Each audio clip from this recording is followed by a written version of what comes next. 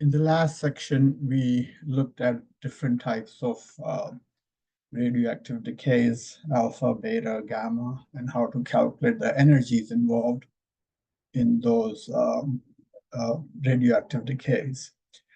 In this section, we will look at the rate at which these decays occur. And we'll see that there's a huge spectrum of, there's a huge range at which these activities take place.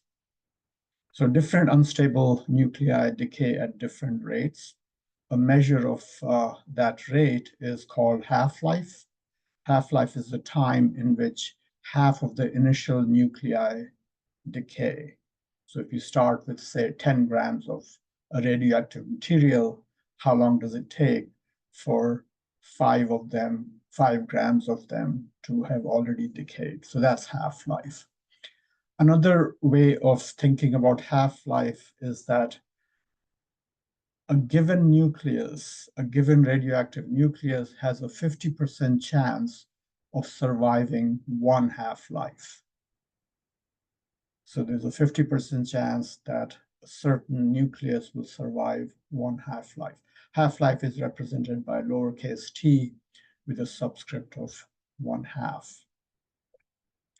Now, if this nucleus does not, if this nucleus does survive one half-life, then again, there's a 50% chance of surviving another half-life, and so on. So after one, like in terms of how much initial matter remains, after one half-life, half of the material will be gone. After another half-life, half of that would be gone. So you'll only have a fourth. So if you start with 100 grams of something, of a radioactive material, then after one half-life, 50 gram would remain in its original state. After another half-life, 25 grams. After another half-life, 12.5 grams, and so on. It's kind of like how when you toss a coin, each time the chance of a certain outcome is 50%. So it doesn't change with how many trials you've made. It's 50% each time. The range of values for half-life is huge, starting with 10 to the negative 23 seconds.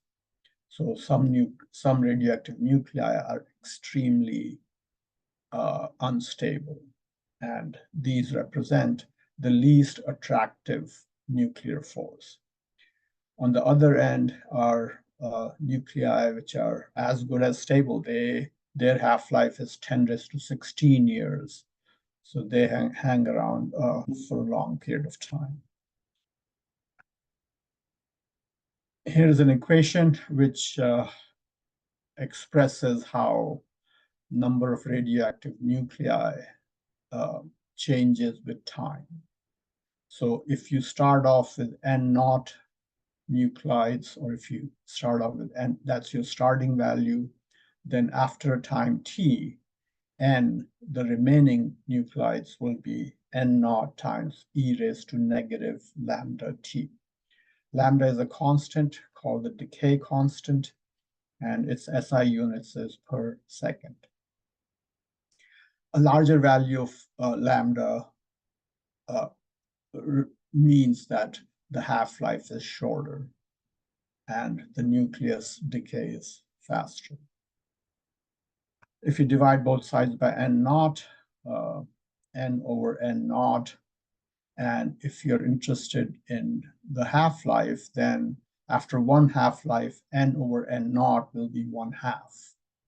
And then for T, you can plug in T 1/2, the half-life.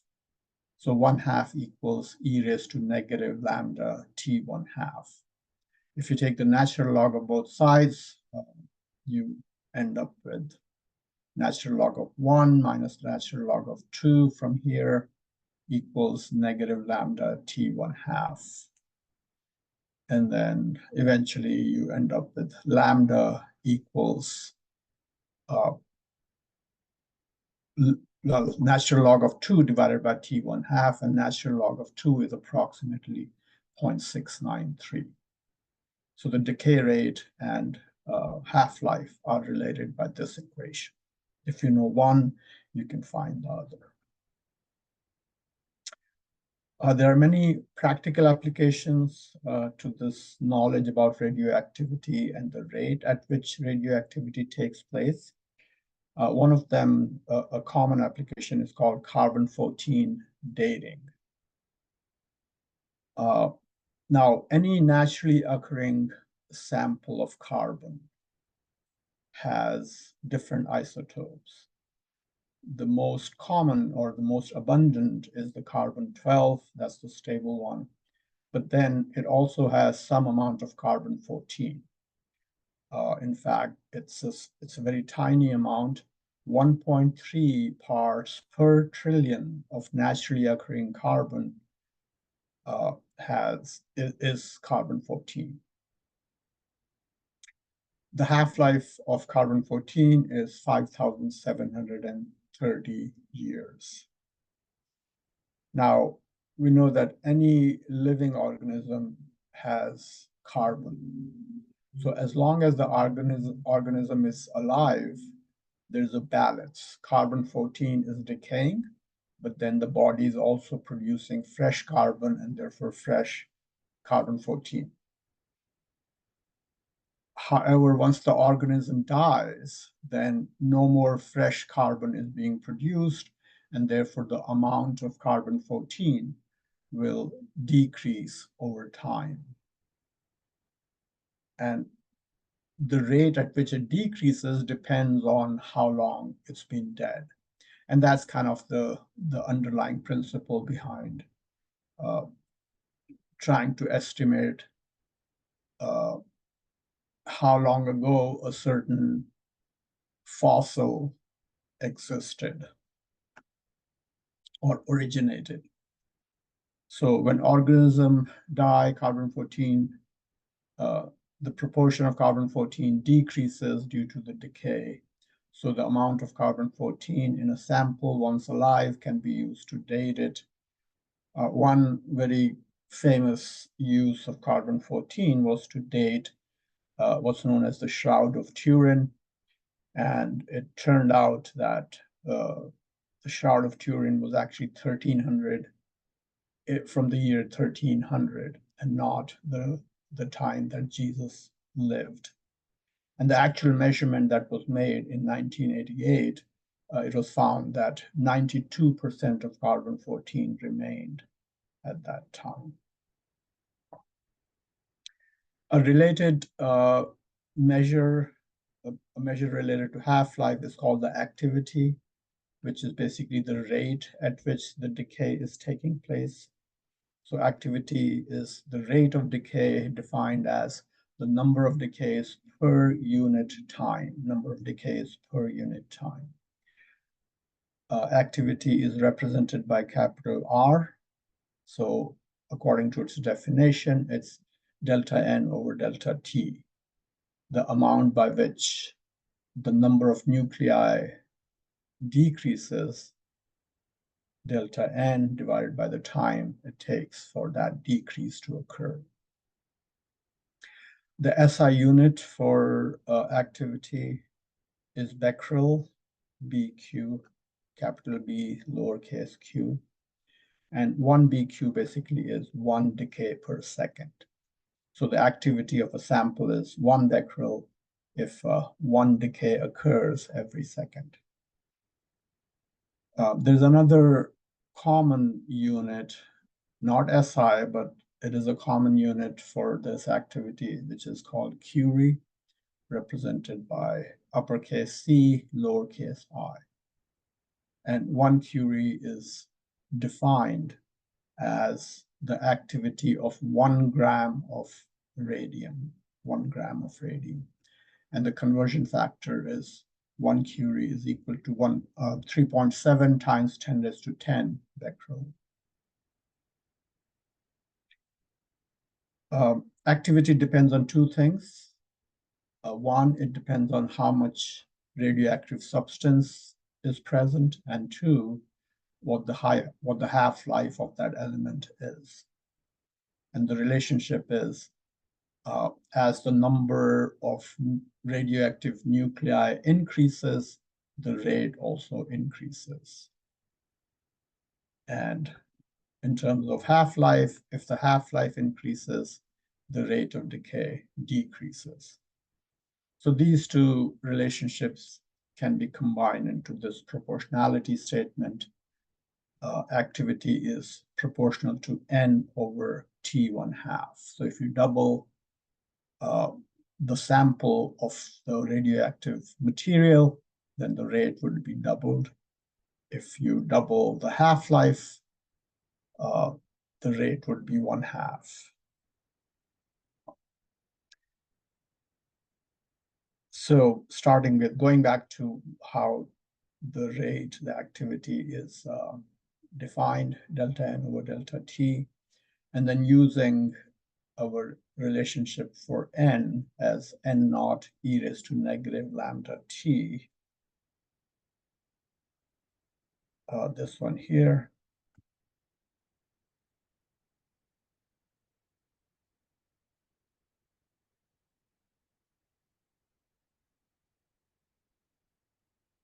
So that's the relationship here. R equals n naught is a constant, so you can pull that out. And then if you've taken calculus, you know that the derivative of e raised to something times the variable is just that constant here. So that's how you end up this. If you haven't taken calculus, that's fine. It's not a big deal. But the end result is that the activity is equal to negative lambda n. So again, n is the number of radioactive nuclides present in the sample, and R is its activity, lambda is the decay rate. The negative sign here indicates that as time goes on, the value of n decreases because the number of nuclei is decreasing.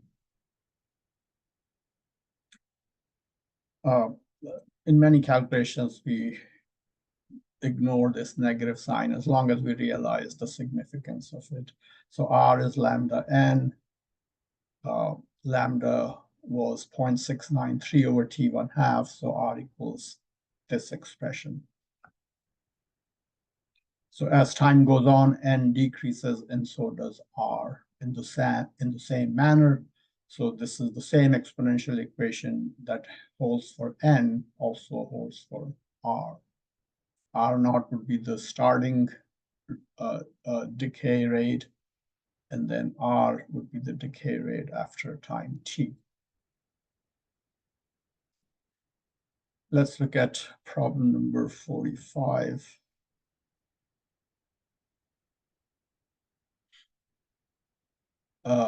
Cobalt 60 source is labeled 4 millicurie, but its present activity is found to be 1.85 times 10⁻⁷ becquerel. Part A, what is the present activity in millicurie? And B, how long ago did it actually have a 4 millicurie activity? Let me see if I can have both the problem and the solution up at the same time.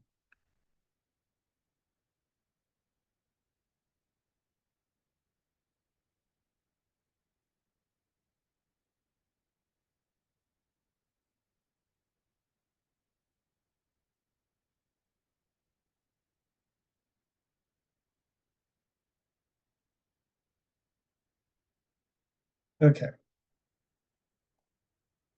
So R is 1.85 times 10⁻⁷ becquerel. And then to convert it into millicurie, you use the conversion factor. So it comes out to 5 times 10 raised to negative 4 curie, which is 0.5 millicurie.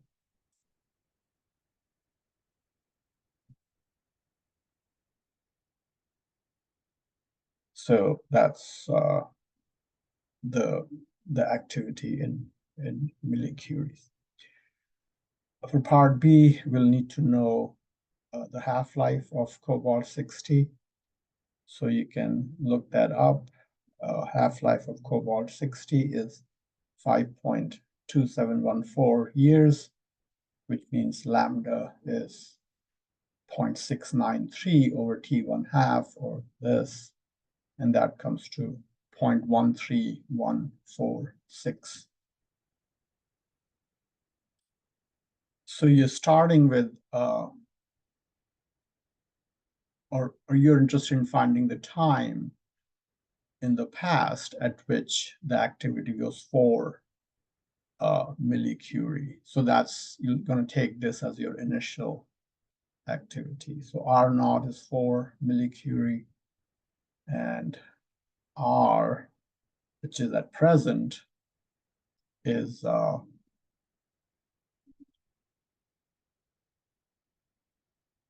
4, sorry, 0.5 millicurie. So 0.5 equals 4 times e raised to negative lambda t, and lambda is 0.13146, and you define t. So you first divide both sides by r, and then take the natural log of both sides. You basically end up with negative 2.0794 for that number for t. So t is negative 2.0794 divided by lambda, which is negative 0.13146. So that's the relationship, and it comes out to 15.8 years. So if the present activity is 1.85 times 10 raised to 7 becquerel, and the source is labeled 4 millicurie. So 4 millicurie that the label says is the original activity, and you have to find how long has the sample been sitting around. So that's 15.8 years.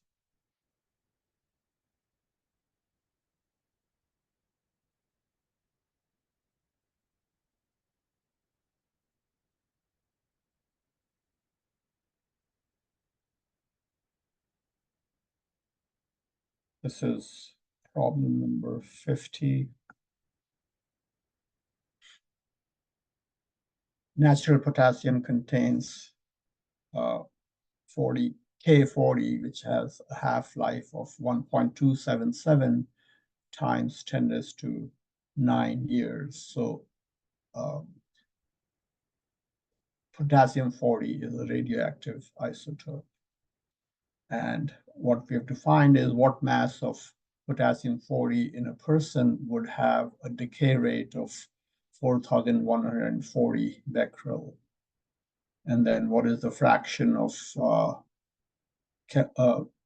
potassium 40 in natural potassium, given that the person has 140 grams in his body. And these numbers are typical for a 70 kilogram adult. Okay, so the half-life is this, and R is 4,140, and R is 0.693 N over T1/2. So using this equation, we can calculate that N, or the number of radioactive nuclides in the sample, is this number, 2.40583 times 10 raised to 20.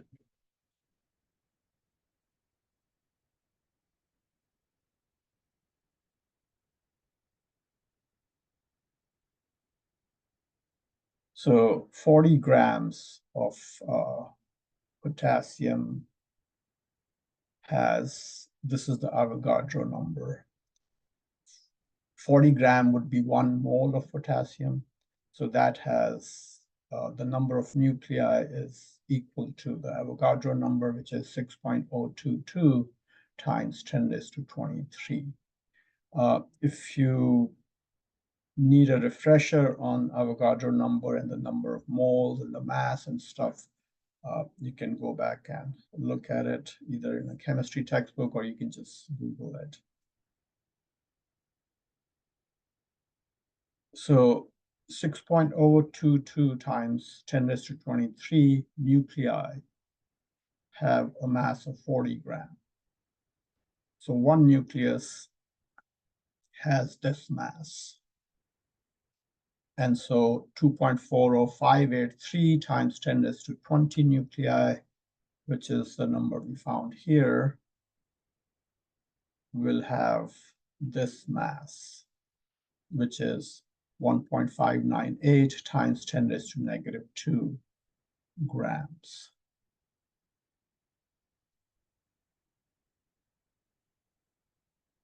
Now, for part B, the problem should read 140 grams of stable potassium in his body.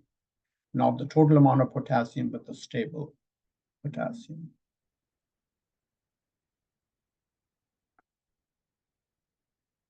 So the fraction that it's asking for is 1.598 times 10 raised to negative 2, which is how much of this remains, and then divided by the stable plus the remaining radioactive. So the denominator here is the total amount of potassium in the body. Again, 140 is the stable part, and that's the unstable part. And then we have to find the fraction of the remaining unstable. So that comes to 1.141 times 10 to the negative 4.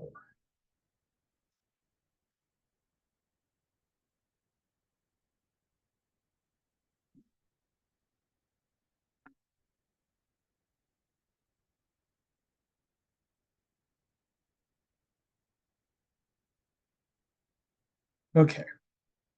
The last topic in this chapter is has to do with the energy and mass of nucleons in a nucleus. Now, it takes a certain amount of, so the nucleons are very tightly bound inside the nucleus because of the strong force. So you have to use a lot of energy in order to split a nucleus into its constituent particles. Any bound system, like a nucleus, has a smaller mass than the total mass of its components, because some of the mass appears in the form of energy that's holding the nucleus together. The difference in these masses is called mass defect.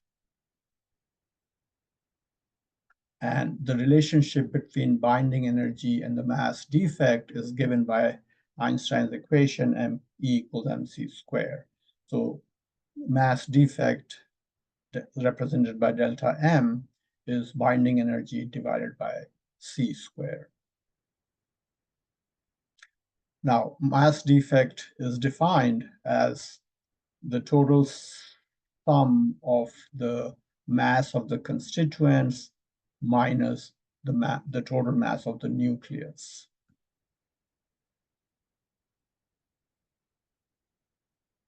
So binding energy would be this expression, delta m times c squared. The nucleus has z protons and n neutrons. So this is how you find the total mass of the individual constituents. And then from there, you can subtract the mass of the nucleus.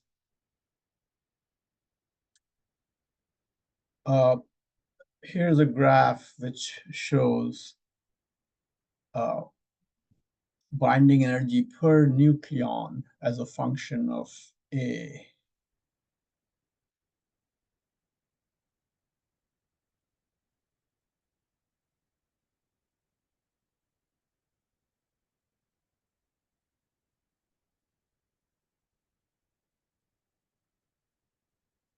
So on the y-axis, you have binding energy per nucleon. So A, remember, is the number of nucleons in the nucleus.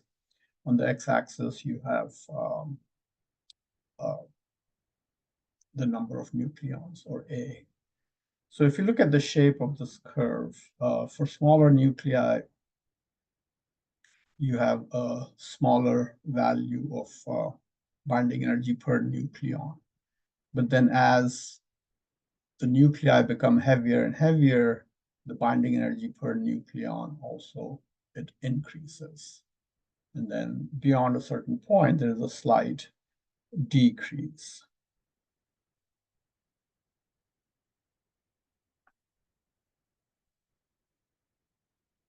So from this graph, you can see that the largest binding energy per nucleon, or the most tightly bound or most stable nucleus, occurs at around A equals 60, around here. So that's kind of like the peak of this, after which the value drops. Now, below that 60 number, there are not enough neutrons. Below that 60 number, there are not enough neutrons to sufficiently overcome the Coulomb repulsion. So the strong force is not strong enough to overcome the Coulomb repulsion because there are not enough neutrons in the nucleus. Whereas above that, the large size of the nucleus weakens the strong force. So these nucleons are farther and farther away from each other, and that weakens the strong force. You will also notice that there are spikes in this graph. There's a spike here, and then tiny spikes here. So what those represent is basically stable nucleus, a stable nucleus surrounded by relatively unstable nuclei. And the existence of that spikes is related to the closed shells that we talked about in the last lecture, the nuclear shells. So when the number of nucleons is such that you have one of the closed shells, then you expect the nucleus to be stable. And that's why you have a larger binding energy corresponding to those closed shells. Okay, let's look at problem number 70.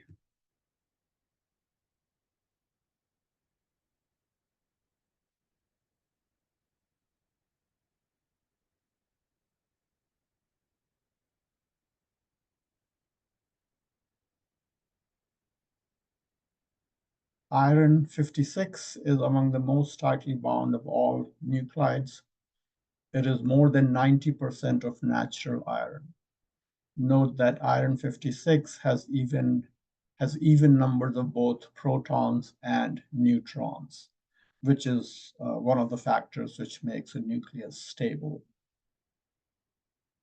You have to calculate the binding energy per nucleon for iron 56 and compare it with the approximate value obtained from the graph.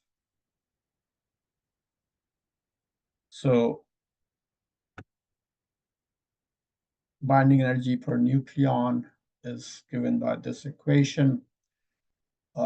Mass of proton times the number of protons plus the mass of neutron times the number of neutrons in the nucleus, minus the mass of an iron 56 nucleus. So we can look up these numbers. A proton is basically a hydrogen nucleus. So that's why you see a hydrogen nucleus written here. So it has 26 protons, so 26 times this atomic mass units, and it has 30 neutrons, so 30 times mass of each neutron. And then you can look up in the appendix A, you can look up the mass of the iron nucleus, iron 56. And that's 55.93439.